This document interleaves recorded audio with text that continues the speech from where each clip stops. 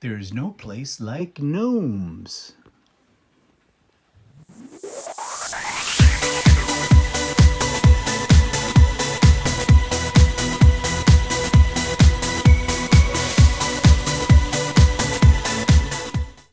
Good morning, everybody. It's Stephen here for Bland Designs, and welcome to my weekly vlog for Monday, January the 17th, 2022. And it is a snowy day, and it is the 679th day of COVID. And I'm going to show you a picture right now looking out my window. There it is. This is what I see from my front window this morning. This is what I woke up to, and it's still ongoing. We're getting buried. That is not unusual. It is Canada. It is January.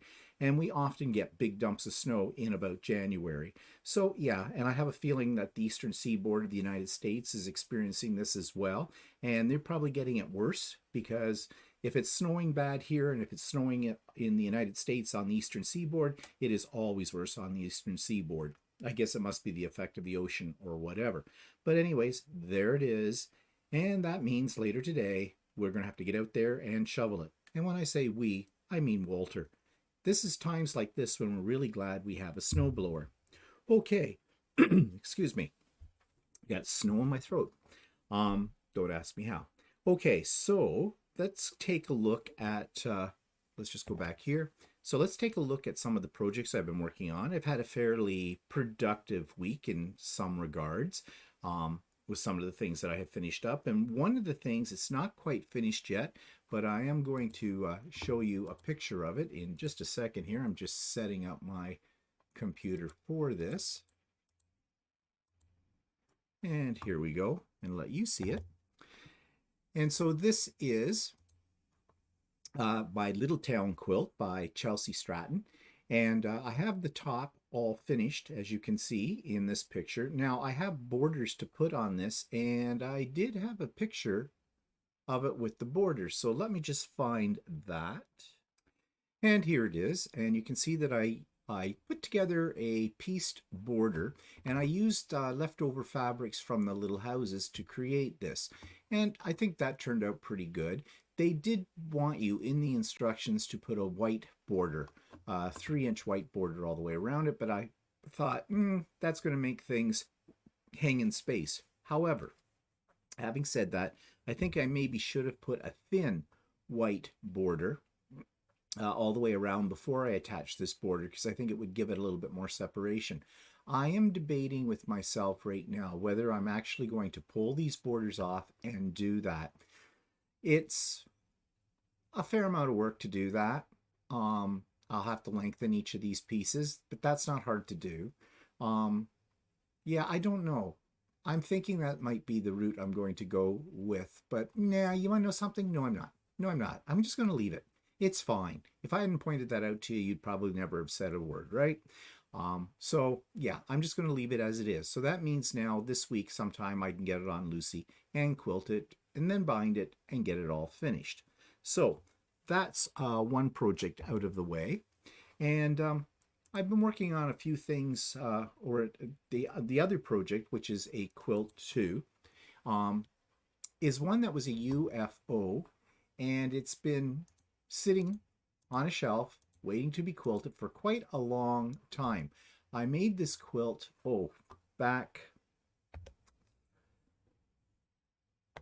oh geez, trying to think about it. It's at least been sitting in my UFO pile for well over a year. Well, actually, I may have made this pre-COVID. Yeah, I think I did. This is called Nine Sisters. It's a great quilt. I love it. And it's a good size quilt as well. But you can see that I did a pantograph on it, and I did a form of stylized feathers. I'll just blow it up a little bit so you can see it a little closer. And I'm really happy with the way that turned out. You know I love bright colors, so of course this one has bright colors. Now I do have to bind it yet. It is not bound. I'm going to do that later today, and I've already got my binding made for it. And I was debating. I had several colors picked out for this, but I'm going with some jelly roll strips that are in oranges and yellows, just to pick up the oranges and yellows that are here. I wanted something a little brighter because this border is kind of dark. And I did try sort of a purpley color, this shade, on the border, but I just thought it made it look too dark. So I want to lighten it up, and that's why I'm going to use yellow and orange strips. So I will probably show that to you, a picture of it, next week on the vlog when I have that done. May even show it on Idiot Quilter if I get it done today. Okay, so what else have I been working on? Well, I have made some 3D prints and things too. I'm going to come to those a little later on the show. But right now I'm going to talk a little bit about the YouTube channel of the week. This one is called I Literally Just Told You. It is a British comedy game show. It's an actual game show with actual real people, although one of the episodes did have some celebrities on it. Jimmy Carr, and you've heard me mention him before, is a very famous comedian in the UK, and I think he has an international following as well. You can check out his videos on YouTube all the time. Just beware, they are definitely, well, they're dirty. They're dirty. That's where the comedy comes from. But he says some very outlandish things in his comedy shows, but it's definitely adult commentary, or no, adult content. That's the word I want. Coffee. Okay, get my mind back on track. So this game show, which he hosts, and they're doing it right now while they're in COVID, and they have a minimal audience that are spread out. They've shown a shot of the audience. They are people sitting at small tables. Everybody has a mask, and the tables are spread out like 10 feet apart from everything. All the camera crew and everything like that are all masked up as well. And I think all the contestants are double vaxxed too. So this is a good example of a program that's taking all the precautions. I wish I could say the same about American programming, because the new shows that are on American programming right now, they talk about COVID as though it's something in the past. Yeah. But anyways, don't get me started on that. But if you want something that's kind of fun, you can play along with it. It's basically a memory style game. They make up the questions as the contestants play, and it's based on things that have been said or things that have been observed while the game is going on. Well, here's my review of it, which might explain that a little bit better. This week's YouTube video is centered around a game show that comes out of the BBC. Now, I'm not sure if this is a relatively new show or not, although I've only been able to find so far 4 episodes. So I think whoever is putting these up onto YouTube is putting them up as they become available on the BBC network. But it's called Jimmy Carr's I Literally Just Told You. And this is a real game show that tests the contestants' memory skills. It is very funny, but the concept of this show is basically anything that is being said on the show, anything that's being shown during the show, is subject to being used as a question to the contestants to see how their memory works. There's big money to be had by this, and it's an elimination kind of game. So within each segment, somebody else gets eliminated. I find it really interesting, and Jimmy Carr, if you know who that is, he is a comedian, and so he does add a great deal of humor to this as well. But unlike some of his other game shows, this one really does focus on the skill of the contestants, and the comedy part of it is somewhat secondary. So if you want something that's very engaging and you can play along with it as well, then you might want to check this out. Jimmy Carr's I Literally Just Told You. So you'll find a link to I Literally Just Told You in the show notes below. You'll find a link to Stephen and Walter Live. Wow. As I've said many, many times before, we start off with a topic, but sometimes we never get to that topic. And other times we're way out there, all kinds of tangents that come up, and that's fine. I like that format, really. So we never know what's going to happen. So we did an extensive discussion, because I got a lot of questions about 3D printing.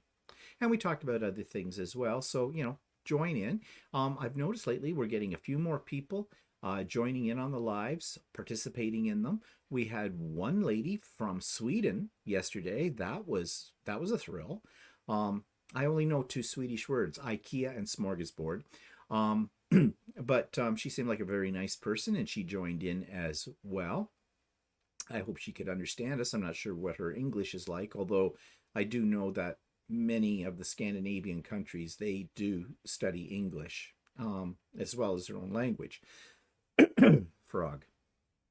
But anyways, so you can tune into that. There's the link. There's a link to the Idiot Quilter episode 149.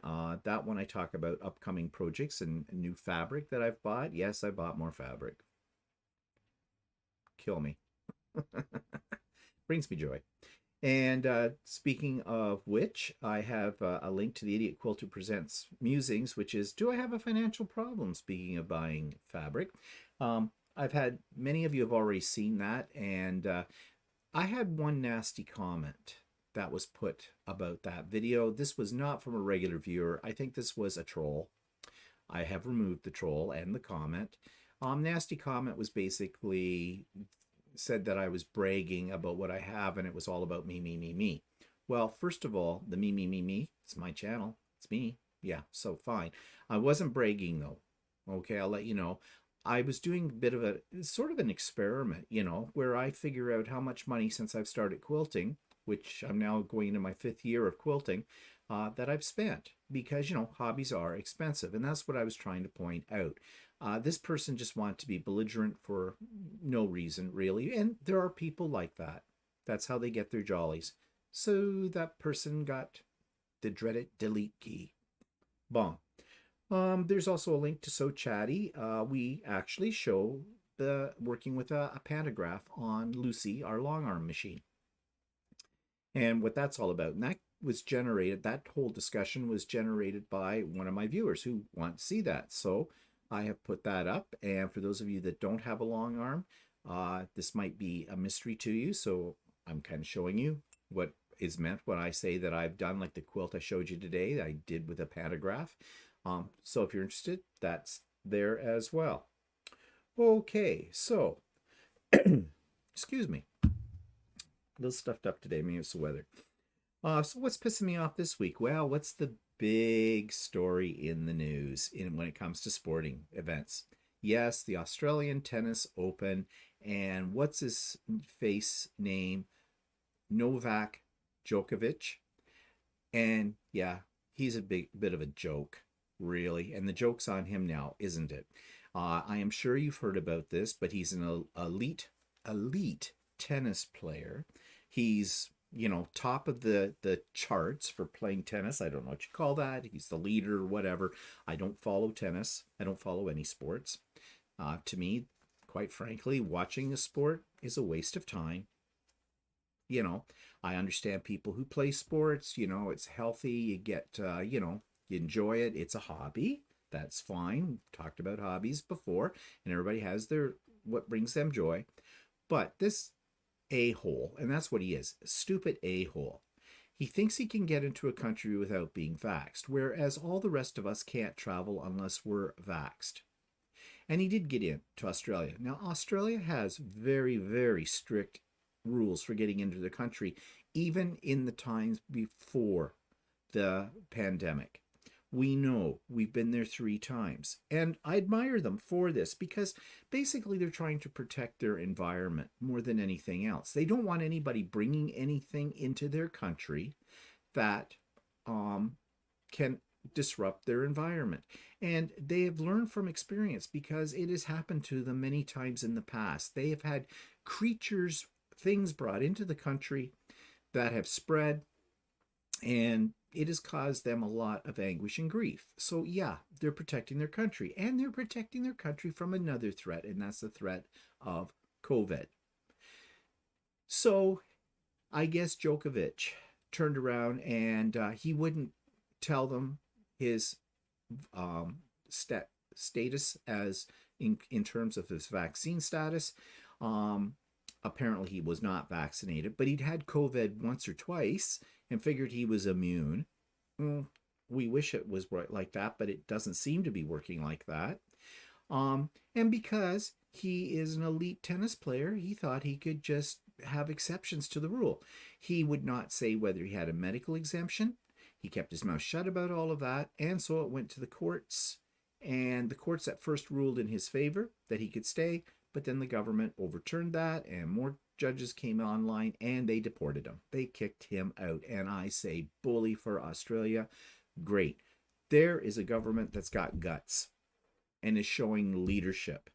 Even when they had some protests, minor protests, they were all anti-vaxxers, hiding in the disguise that they were great tennis supporters. Bullshit. I just call bullshit on that. Just yahoos. His family are yahoos. His mother especially. Oh, there's a gold digger. You could just see it.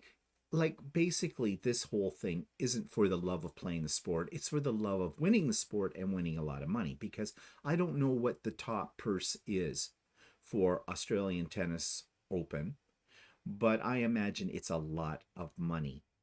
And he is a professional, so that means he gets paid to play this sport.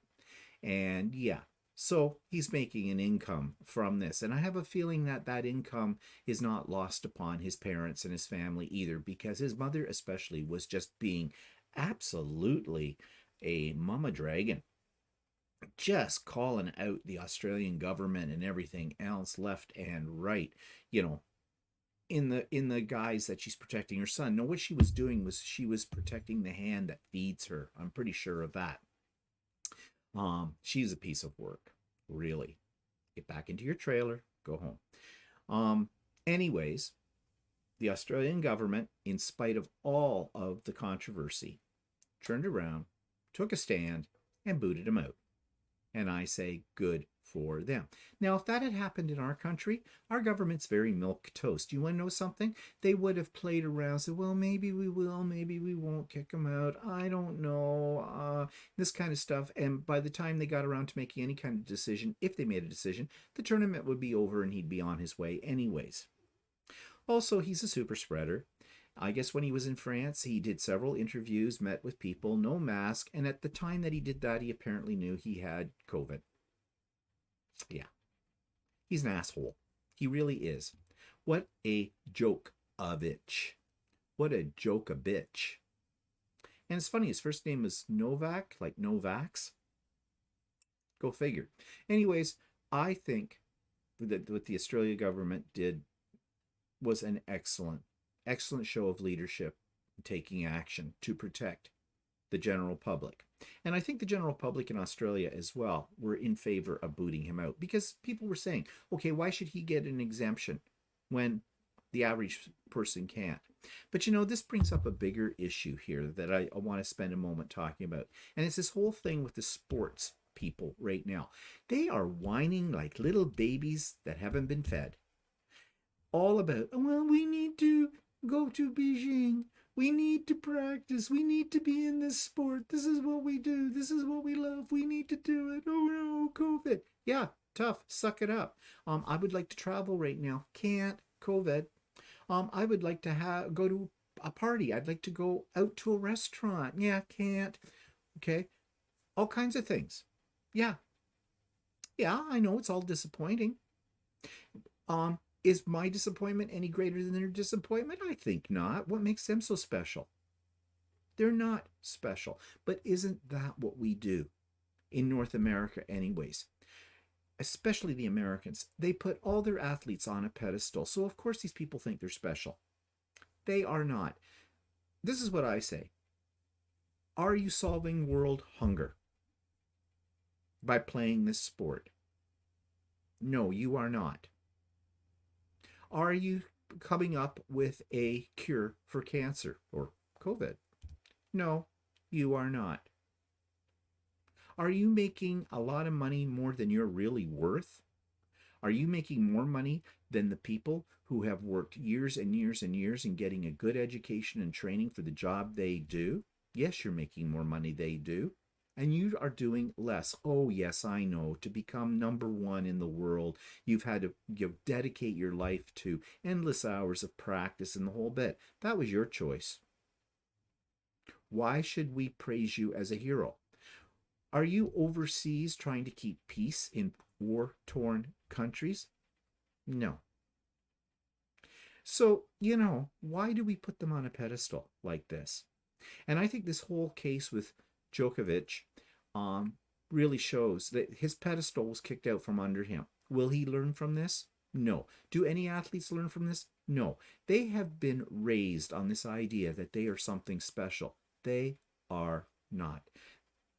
I am happy for them that they have found something that brings them joy for one reason or another. I have a feeling that most of that joy comes from how much money they bring home from it, and from their popularity and the praise they get from people, again, putting them on a pedestal.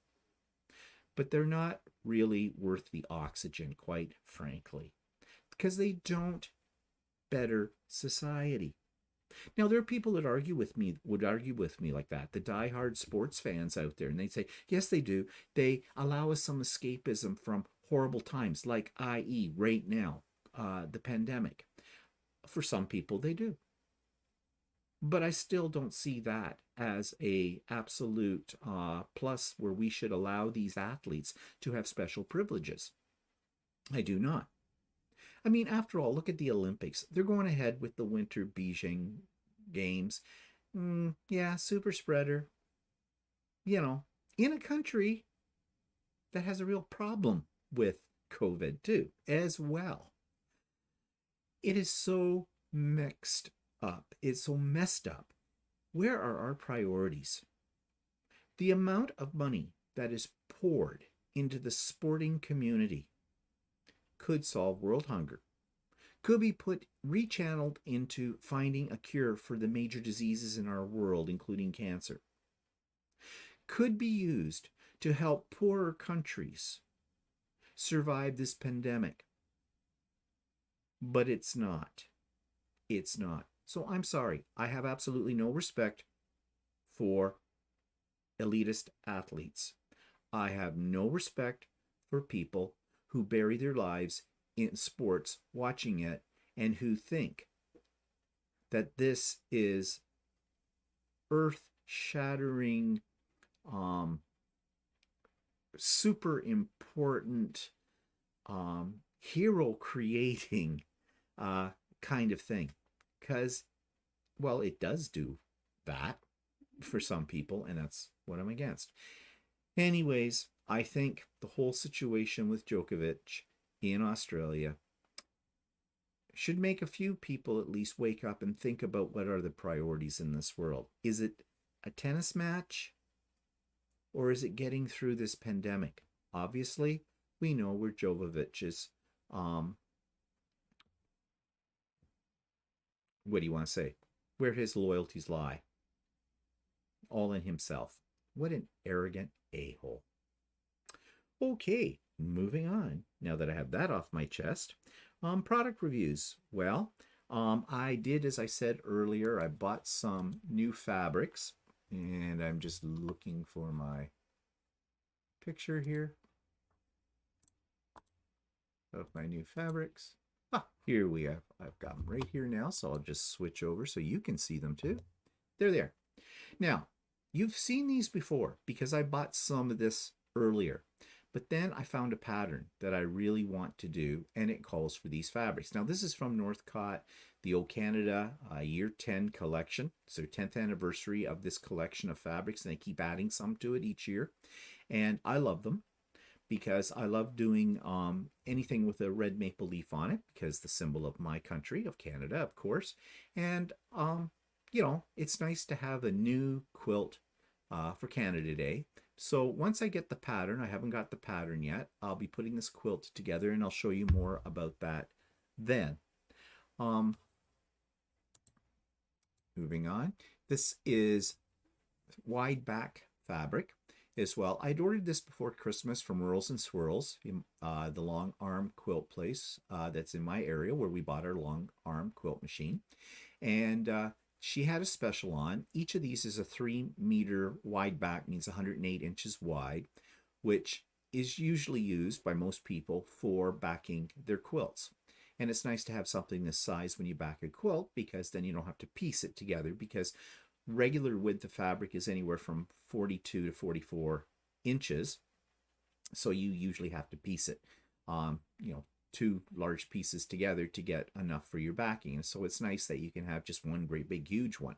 So these came in last week and I picked them up, and they're a really good price, 60 bucks a piece, Canadian. And as I said, there's the equivalent of about 3 meters in each one of these wide back. That's a good price because I would pay at Ultimate Sewing, which has really good prices, about $24 a meter for wide back. So, you know, that's almost $75. I got these for 60, $15 off basically. So I bought 3 packages of those, and I've already used one. The one you see in the foreground, the purpley one with black in it, that's on the back of the Nine Sisters quilt that I showed you a moment ago. So I bought those, and let's see, what else have I bought? Nah, nothing else at the moment. I do have a few things on order. I have a pattern on order. I have a sampler card of different battings by Hobbs Batting, because I watched a seminar on the weekend about that, and they were offering for $10 this card with samples of their battings, and I thought it was a good seminar. It was very, very informative, very long, but very informative. And I learned a lot. And I stick to one type of batting usually, but they have a lot of other ones, and it's nice to have a sample pack of them now, because now I know where some of these battings are, you know, best used. So I'm going to talk a little bit more about that probably tomorrow on the Idiot Quilter. And I've got a couple of other things on order as well, and when they come in, I will show them to you. So that takes me to the 3D corner. What have I been doing? Well, what have I been doing? Of course, you know I have a great love of gnomes for some reason. So, some more gnomes. I found this model, this size, and I printed it out.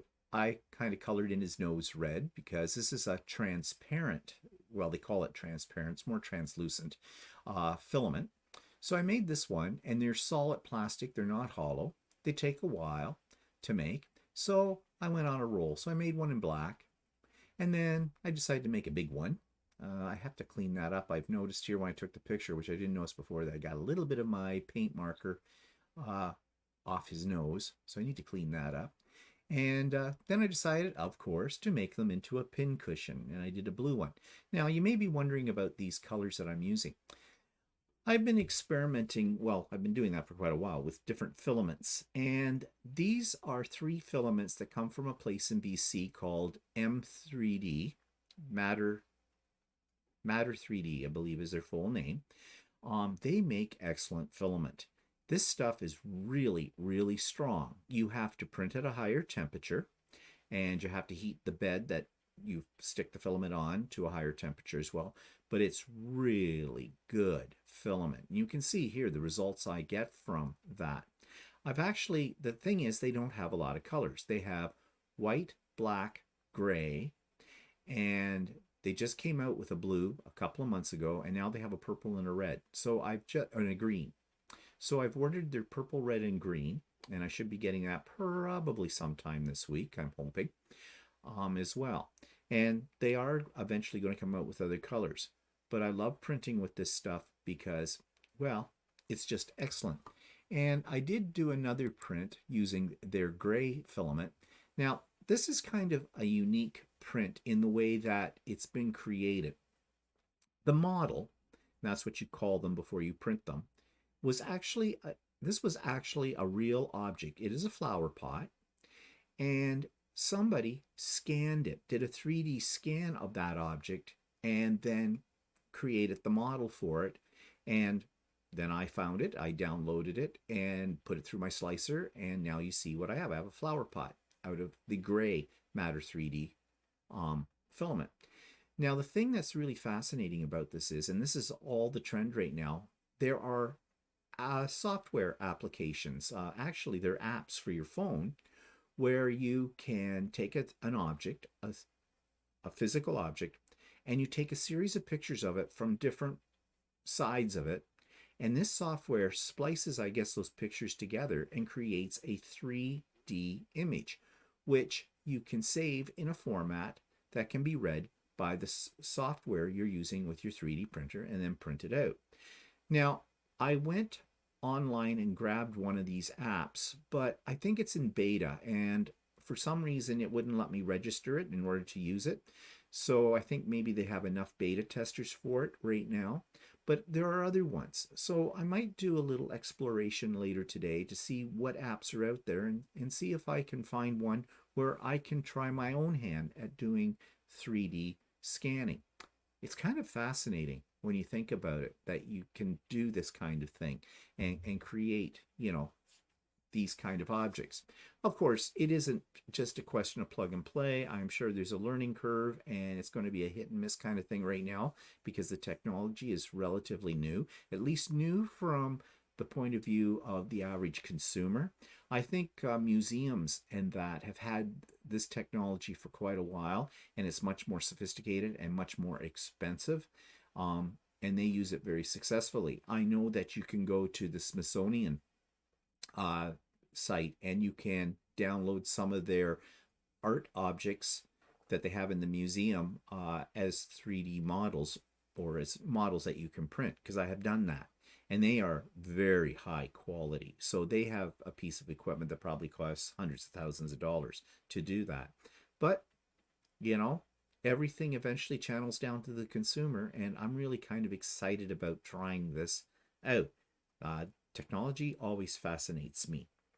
So those are some of the things that I have been making, and I have some other things that I want to make. Right now I'm working on, as Walter says, another box.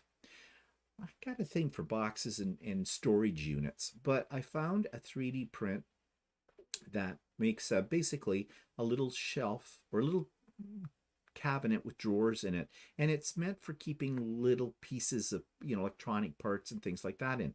And with 3D printing, I have a lot of extra parts. I stock up on them all the time because, yes, one of the things about 3D printing is there is maintenance involved, and I'm very comfortable now with basically stripping down these printers I have and adding new parts to them when they're needed. So I keep a supply of nozzles and couplings and things like that, but they're tiny and they're easy to misplace. So I'm printing right now a little drawer unit that has sectioned off parts in each of the drawers. There's 5 little drawers. It's not very big because I can't print anything really huge. It's about like that, and it's turning out really great. I have one more drawer to print on it, and then I can use it. I'm using this Matter 3D filament, and it's giving me absolutely no problems whatsoever. So I'm really pleased with that. And also, just talking again about this particular filament brand, it's not expensive. It's about $30 a roll, and that's pretty good because that's about the average price for filament. But this is such high quality filament, you would expect to pay more for it. But anyways, you can do a search for them. Just put in Matter 3D, and I think it's matter3d.com, and you can go there and check it out if you're into 3D printing. It's good stuff.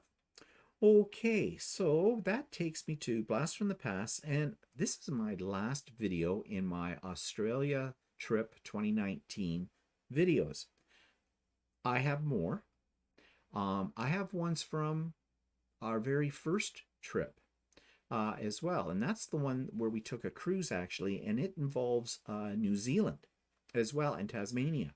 So I might start putting up some of those videos after this last one. Let me know if you're enjoying this, if you'd like me to do that. I know that a few people have reached out to me and asked me if they could see my pictures and that of when I went to China.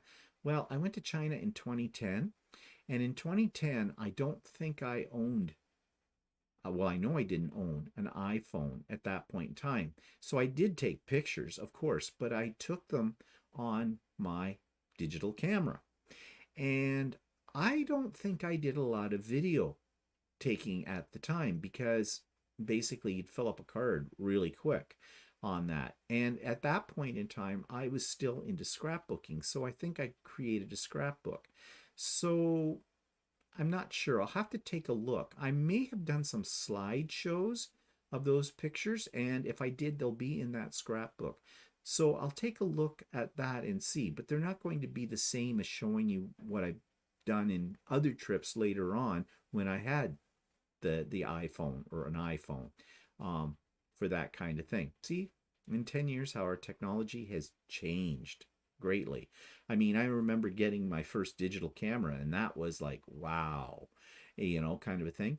Now, I have several of them. They sit in a drawer. They haven't seen the light of day since I've gotten an iPhone. And iPhones are getting so much better with their ability to do video and take pictures that really you don't need another camera. At least not the average person. If you're somebody who's into photography, you probably have, a digital DSLR, whatever, camera and, that kind of thing. But, for the average person, an iPhone now, the way they're made, does an excellent job. And you always have it with you, right? So, yeah. Anyways, so as I said, this one, which I'm going to insert here, is the last one. And it's the last day we were in Brisbane. Okay, so this is our last full day here in Brisbane. Tomorrow we fly out at about 10:40 back to Canada, and that's going to be a long day since we leave here on a Thursday, 14-hour flight to Vancouver, and it'll still be Thursday when we get there, except that it's really Friday for us. And then we have about a couple of hours before we catch our next flight from Vancouver to Toronto. So it's going to be a long 24-hour period for us. And I never sleep that well the night before a flight either. So we'll have to be up at crack of dawn because I have to get up about 5:30 to get organized and ready and then get a cab to the airport. And so Walter's now looking in his book. No, he's not asleep. He's checking. No, I'm just writing a message back to my sister. Oh, he was checking out what we have to see today, and really now, with the limited time we have left, there's not much more we can see. So we'll be just filling in time today. So I don't know what you're going to get for videos. Of course, the last couple of days you've noticed that it's been kind of scarce on what you're seeing, and some of the things have been a repeat. We've had a lot of suggestions from Chris, Inviting Thoughts, who lives not far from Brisbane, about things to see and do as well, which we appreciate all that information. Yeah. The only thing is we don't have the time to do that now. And we're a little bit tired out of traveling too. So we're right now, we're just sort of like, I wouldn't mind just sort of semi-relaxing today and taking it easy before our big flight back. So yeah, I always find these long flights a bit of a trial because, well, one, I don't sleep well on a plane. And two, with our seat configuration, we've got 3 seats in the center. Walter and I are both on the aisle, so we're going to have an unknown factor in between us. And unless we really luck out and that seat isn't been filled, but we never luck out on things like that. So, on the way over here, there was a young guy who was sitting between us, but he pretty much was asleep most of the time, so that wasn't a problem. But anyways, it's on the way home, and we're kind of looking forward to getting back to home and to our form of life that's there. But it's been a great trip. Really like Brisbane quite a bit. Well, we've seen quite a bit of it too. Probably seen more of Brisbane than we've seen of Sydney or Melbourne or Adelaide or Perth, because we spent more time here. Not that we intended to spend that much time in Brisbane, but of course we didn't end up in Darwin. And not all that disappointed about not getting up to Darwin. Actually, we did get to see a few extra things in Brisbane that we wouldn't have seen in if we had gone to Darwin. So in some ways, it worked out okay. It may have been a costly kind of thing because, well, we've got the claim forms on the insurance for the hotel room there and the one excursion. But we'll see what we get out of that, if we get anything at all. And, well, I'm going to just assume we're not going to see a dime from that. And so write it up as one of those little things that happen when you travel. And in 10 years' time, who cares? It won't really matter. So anyways, we're going to go out and about and see a few things today. And yeah, we'll see what happens. So this is the police museum.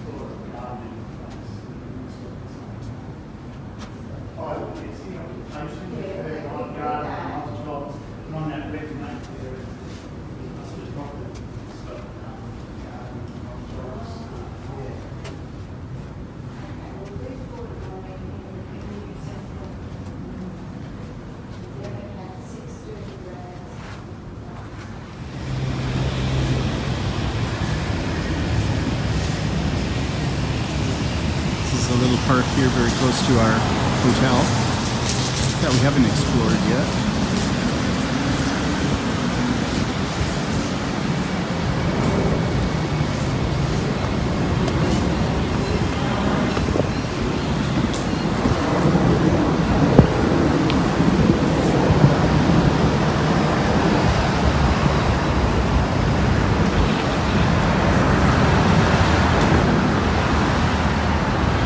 Okay, where does that say gents? Is there a washroom down below that? There you go.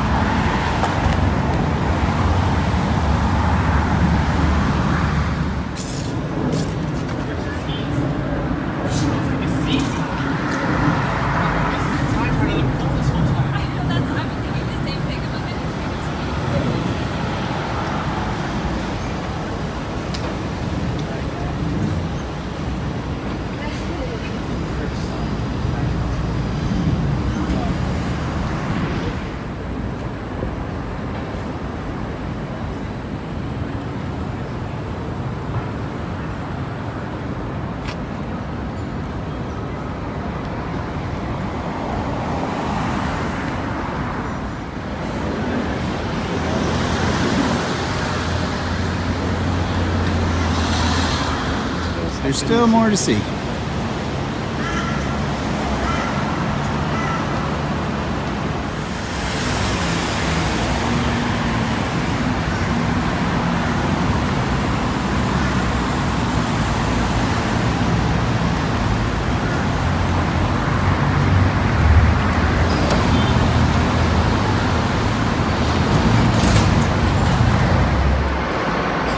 Some more shots from a different perspective of the city. That's the city hall over there. That way the shots of that. But we've never been up at this end of it.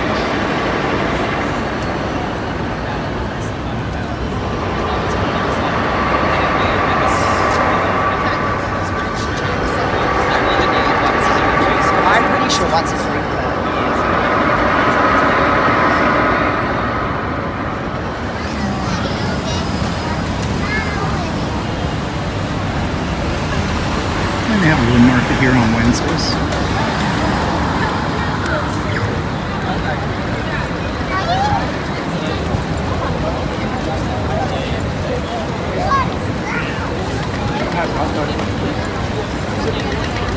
Bratwurst. Okay, here's a little exciting part of nothing. It's called Fish Lane, and basically there's nothing down here. So I don't even know why it was on the map. There's an interesting mural.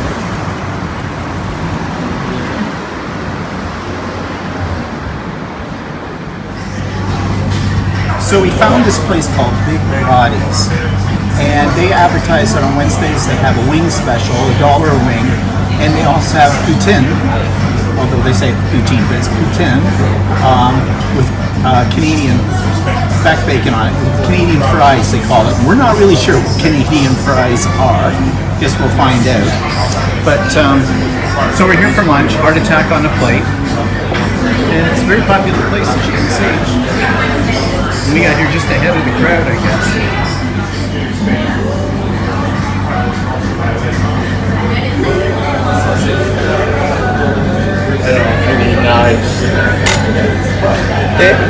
On Fridays they have their specials, classic American beer bottle, $6 all day.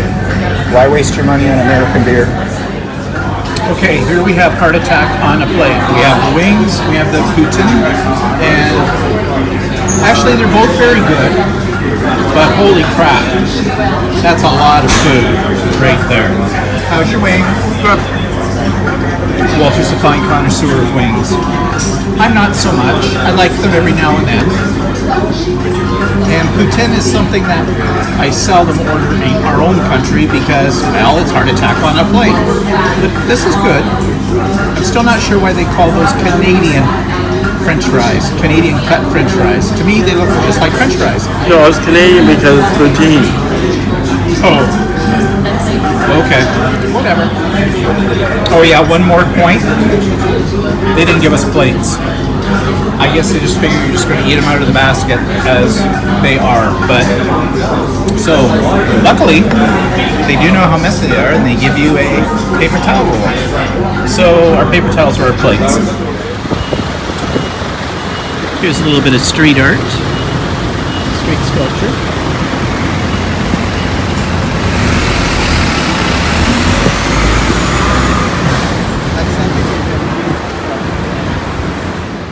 Events in the past week, and it was a dead week. We didn't really do anything too terribly exciting. Now, I do have a little. Walter decided to make lasagna, and he makes great lasagna. Actually, we finished it off last night. And lasagna is one of my favorite food groups as well. So he made that. Unfortunately, I did not take much video of him actually making his lasagna. So what you're going to see here now is sort of after it was made. So I intended to do a video of this for a Wally Cooks episode, but I kind of forgot. So here's the end result. He made lasagna, his old family recipe. Did your mother ever make lasagna? No. No, it's not an old family recipe, but it's always very good. Walter's secret is he doesn't use cottage cheese. He uses ricotta. And what else do you do? Do you mix your meats? Yeah, with sausage. Oh, he has sausage in his meats. So there it is, and we have it out on the table. And he's just digging right into it. What is it? Warm? Yeah, it's warm. Oh, good to know. So, yeah, this is Wally's lasagna. And that's what's for dinner. Also, another outing we had this week. An outing. Well, okay, I had a couple of outings, but they had to do with my mother's estate. Just to bring you up to speed on that, that since before Christmas, tail end of November, the paperwork for probate has all gone into the court system, and we sat and waited. And well, I got a call last week that the probate was done. I could pick up the papers and the bill from the lawyer, of course. And so I went over, I think that was Tuesday, I went over to the lawyers and I picked up all that kind of stuff. And then I had to take it all to the bank. So the next day I made an appointment with the person I'm dealing with at the bank. And banks are just a pain in the ass to deal with anymore.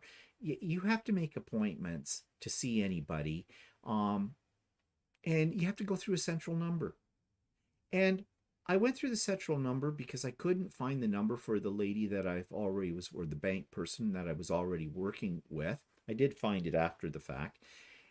And I went to the central number, and after about 50,000 different menu buttons, I get a recording telling me, yeah, the wait time's a little unusual. There won't be somebody able to get to you for at least 45 minutes or more. Please hold the line. No. Not doing that. Well, I did send an email to this person, and she got right back to me and set up an appointment for Wednesday at 3 o'clock. And so off we went. Took in the papers. I had some checks I needed to deposit into this account, and I needed to sign some other things and whatnot. And I needed to get a bank draft, so I could pay the lawyer $3,500. No, it's $2,800 or something, but I'd already given them $500. So yeah. So lawyers are paid, probate is done. It's now sitting in the hands of the bank. Apparently there are some forms I need to sign that have to come from head office. Of course there is. And so this person will call me when those are available. She said that could take a couple of weeks. So yeah. And then after that, I'm still not quite clear whether or not, once I've signed those papers, how long it's going to be before I can have access to the account and start divvying out my brother and my sister their share of the money and have mine as well. Of course, we still have final income tax that we need to do, and that won't be done until at the end of March. But I just hold some of the money back in the estate to cover anything my mother might have had to pay in income tax. So yeah, it's coming along. It's almost done. And once I have my inheritance, I'm buying myself a quilt path, the computerized system for my long arm. And I have another couple of things that I would like to buy as well. I'm not going on a major spending spree here because I want to take that money and tuck it away and maybe invest some of it a little bit and make a little bit more money on it, you know? So really, I never expected to get an inheritance at all, ever, because I never figured there'd be any money there because, you know, for the last 15 years, I was supporting my parents in many ways and it was costing me a lot of money to bail them out of debt, to pay off their car, to, well, yeah, that's a story for another day. So, yeah. Anyways, so that happened this week. So what's happening? Oh, yeah, another thing happened this week. Walter's birthday is coming up. Not till the 27th of January, but we're difficult people to buy things for, really, you know, because we buy whatever we want or need ourselves. Okay. So yeah, we're definitely the definition of hard to buy for. So I kept saying to Walter, what do you want for your birthday? What do you want for your birthday? Well, you know, if it'd been at regular times, pre-COVID, we'd go out for dinner. I'd take him out for dinner to someplace nice that he wants to go to. But we can't do that. So I am cooking him dinner that night. He wants me to cook dinner that night. I can cook. Okay? Contrary to popular opinion, I actually can cook. I mean, I may not be a gourmet cook, but I can cook. And so I said to him, well, do you want me to make my signature dish for you? Because I know he likes it. And that's veal piccata. And so, yeah, that one, I've made that recipe many, many times. I have it down pat, how to do it. And so that's what I'm making him. And I'll figure out an appetizer, probably do a Caesar salad with it. Or maybe I'll find a recipe for something a little more unconventional in salads, whatever. And I don't know, maybe I'll pick up something at a grocery store when we're out or make something for dessert. He's not a big dessert person. I am. Well, yeah, I like sweet things. What can I say? And yeah, my body shows it too. But anyways, so that, but I still wanted to get him something, right? And you know, Walter can always get me something that I'd like, but I won't buy for myself. He always figures it out. Like last year for my birthday, he gave me my iWatch. You know, if anything, Walter's a generous person. He really is. So I'm trying to figure out what to get him. So he says to me the other day, I think I know what I want for my birthday. I went, yay, what?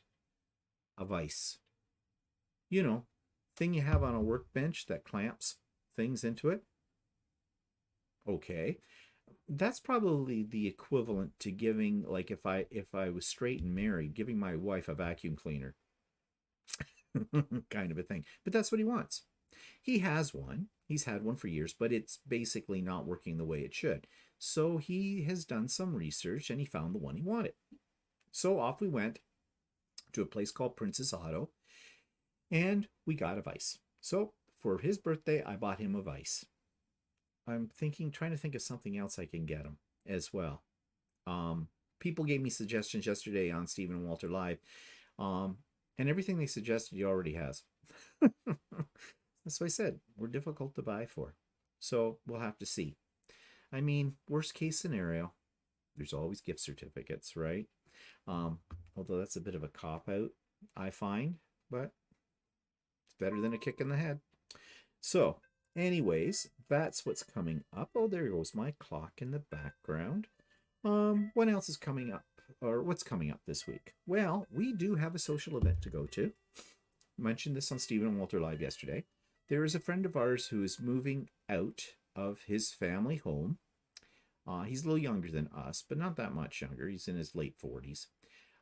He's moving into an apartment because he's been living with his dad. His mom passed away many years ago, but his dad is getting up there in age.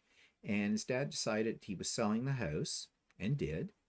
Sold it for quite a good sum, really, because right now the housing market is just wow, what you can get for a house, and moved into a retirement place, a very nice retirement place, but he's got the money, he can afford it, but his health is not good, And to the point, where basically my friend has had to, like, well, sometimes his father falls and can't get up. Oh, been there, know about all of that. And yeah, it's becoming a burden. Anyways, his dad has made this move, sold the house, has moved into a retirement residence, and now my friend had to find an apartment, and he did. He can't afford a heck of a lot because he doesn't really have a great job. But that's story. That's kind of a personal thing, so I'm not going to get into that. Anyways, he's moving into his apartment. So I said to him, we're having a housewarming party when you move into this. Just the three of us, Walter and I and our friend. I made him a quilt as well. He has a cat, so I've got the kitty. Well, the kitty's not a kitty. I've never seen his cat. Um, so this will be first time. I'm actually really excited about meeting his cat because me and cats, I love them. So we got Kitty a big bag of treats and a new toy as well. And we're taking dinner over. We're doing Chinese. We're picking it up on our way, and we're taking over some wine and some beer, and we're having a little party, the three of us. He's been double vaxxed. Don't think he's got the booster yet. We're all double vaxxed and boosted as well. So, and he doesn't go anywhere, so he doesn't come into contact with other people much. So, yeah, I think everything will be pretty safe, and he's very conscientious about that kind of thing too. So, yeah. So, wow, I'm excited about this because it's seeing other people and it's getting out. Yeah, getting out with caution, of course. And that's about all that's coming up this week. Nothing else. Oh, yeah, I think I have a hair appointment.